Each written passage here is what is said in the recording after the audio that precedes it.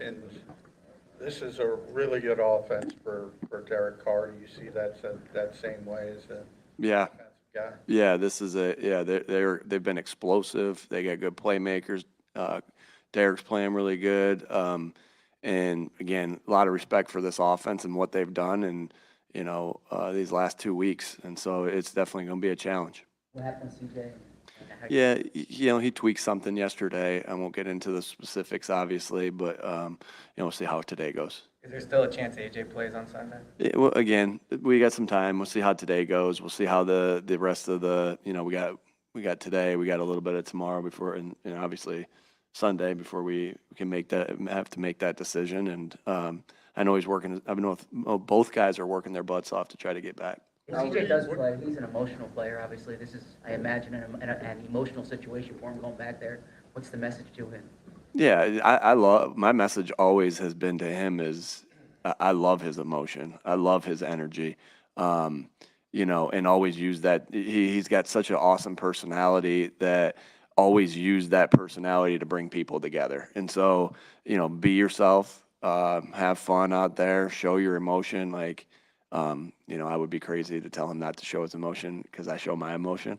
But show your emotion, do everything within the rules of the game, and because people feed off that. And so, again, love his energy and just his personality. How have the players responded this week? Yeah, I thought we've had a good week of practice. Obviously, we're not done yet. We got a big one today to go out there and have a good practice today. We had a good meetings this morning. We'll have a good walkthrough. But they've been great. Just ready to get back at it and go. And because we know that at the end of the day, all we can control is our habits, and our habits are what's going to be produce our results. So our habits have to be the exact same that they've been, and any process that we have that hasn't been what we think is up to the standard, that's got to even raise too. So you guys have been great. We've had a good week of work.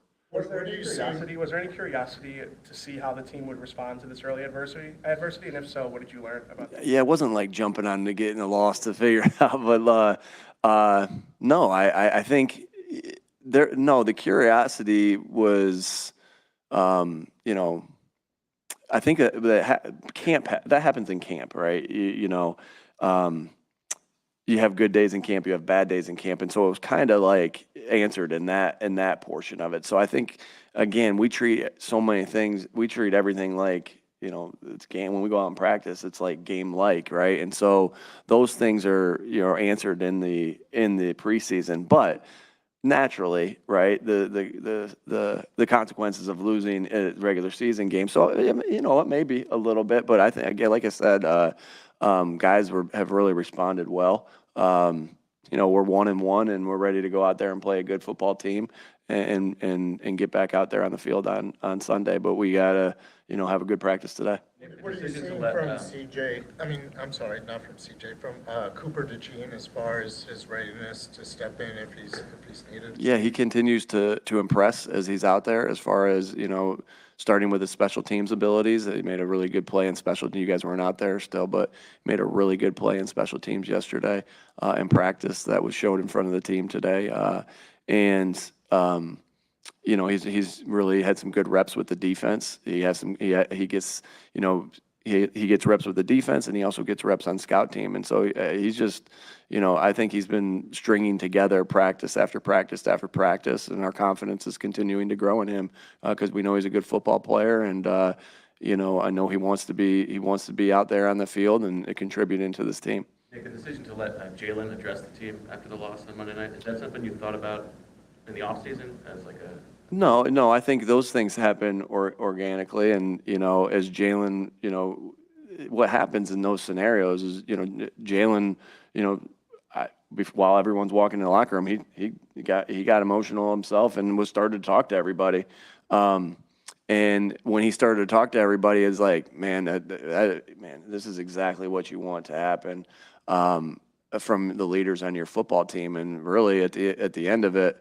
There wasn't anything for me to say because he said everything I would say, and he said it with great emotion and great care, and and so we like I said, I just said, hey, let's take a knee. And that's something that I talk to these guys every single day, right? We have team meetings every day. We have, I break down practice. Sometimes I just say, hey, that's after a practice too. Sometimes I say nothing and I say, you guys got it. Or sometimes I say something.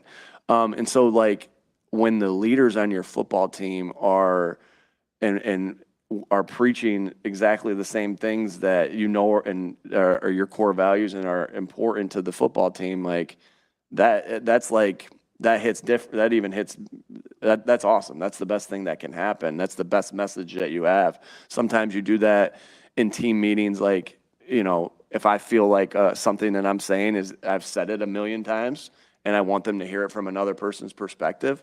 That's where you use video clips of, I don't know, I'll say Roger Clemens saying something. I don't know why, the first person that's popped in my mind, Roger Clemens talking about the same thing. Or, we talk about connect. We've shown that Phillies video from the 93 Phillies team of those guys connecting and talk. So that's just teaching, right? It's not always me talking. You find different avenues to do it. And Jalen had an opportunity to do it, and he was awesome. Like, it just showed how good of a leader he is. And I just really appreciated what he said, and the team appreciated what he said, and it started the process of, hey, getting over that loss and going on to the next one. Vic said yesterday that Zach Bond had never seen chop blocks before. Isn't that something that should have been addressed in practice or camp? Or yeah, you do that. You do that in camp. You do that in practice. Now, I always talk about O-line, D-line, or full go, right? Even though you're not tackling to the ground, O-line, D-line, or full go, but we don't let them cut in practice for obvious reasons. Same thing with a tight end slicing back onto a defensive end. You wouldn't want that collision in practice, but you drill it and you try your best to make sure, just like you do with tackling drills. Even though you're not going to the ground, you're drilling it and trying to, practice that. And so Bobby King has practiced that. Our defensive line that happens to them too. That they continually to practice that. So you just got to find ways to drill it. Now, if it happens in a preseason game, when Zach had some preseason reps, then that'd be, another thing too. But, yeah, he's drilled that, and Zach's played defensive end as well. It's different. It's a different block when a tight end's coming back to slice across, or an offensive line on quick game is coming out to cut you. But yeah, we've drilled that, and we definitely, even sometimes you drill things even more if you don't have a good game doing it. And he knows he got cut a couple times, so they obviously emphasized it even more the last couple days of practice. Maybe that's a challenging place to play down there with the new center and right guard. How do you prepare for that? Yeah, you just try to simulate it as much as you can. Just, again, same thing as like the cut blocks. You try to simulate it. The tackling, you try to simulate it. So it'll be loud out there in practice. Today it's been loud. Our ears are ringing with, from the crowd noise yesterday. And sometimes you try to even put it up a little bit loud. Like we have it up as loud as the speakers go, but to make it louder, sometimes you actually use, instead of music, you use the crowd noise, which can become annoying, but that's what we've done. And so communicating and being on the same page in the noise is one of our keys to win this game. And that's really any time you're on the road, but especially in New Orleans. And so those are our key. That's just, again, like a rain game. You put water on the ball. You have periods with water on the ball. You do all those different things.